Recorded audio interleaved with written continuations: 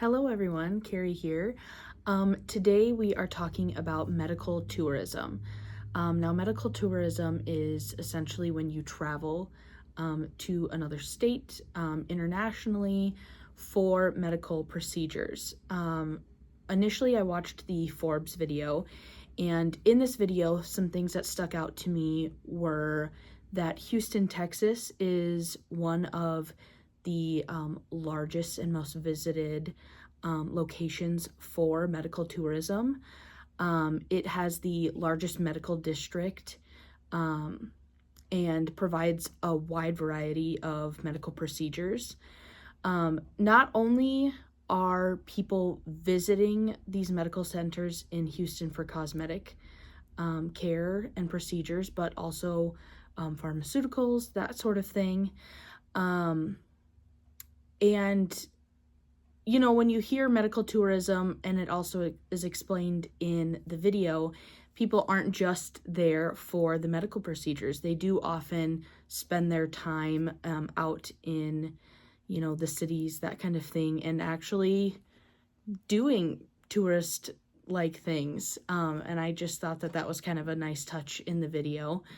I found it interesting. It said that medical tourism in Houston, that for cosmetic surgeries, that only is like 13% of the procedures that they do in Houston.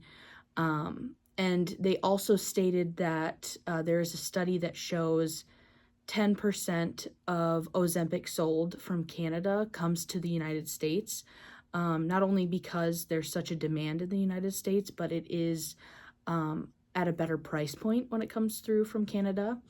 Another point that was mentioned as well is with so many state laws changing, abortion rights and procedures, they're different across the country. And so some people are traveling to other states for those types of procedures. And all of those were things that stood out to me in the Forbes article that we watched. Now, when we are listening to the TED Talk, I found it interesting learning more on outsourcing internationally for medical care. It did say at one point there was a table that came up in the video that showed certain price points in the United States for certain medical procedures based, and then compared to like Costa Rica, Thailand, Mexico, India, and Singapore, and seeing how those price points changed was really, really interesting to me. And it's also important to note that, and it was stated in this TED Talk, that there aren't international regulations for medical tourism. And so we don't always have the pros and cons laid out to us.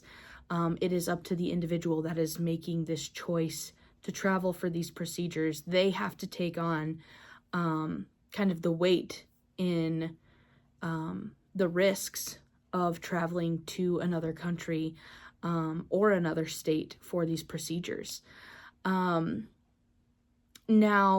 when I was doing my own research, I did come across this article that stated that Malaysia actually aims to generate about $2.7 billion by 2030 because of their medical tourism.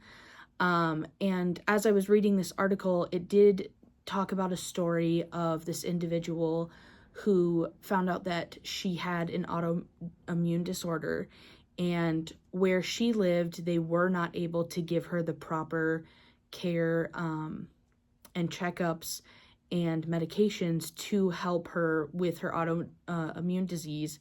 However, when she started looking abroad internationally, she did find that in Malaysia, she was able to get the help that she needed.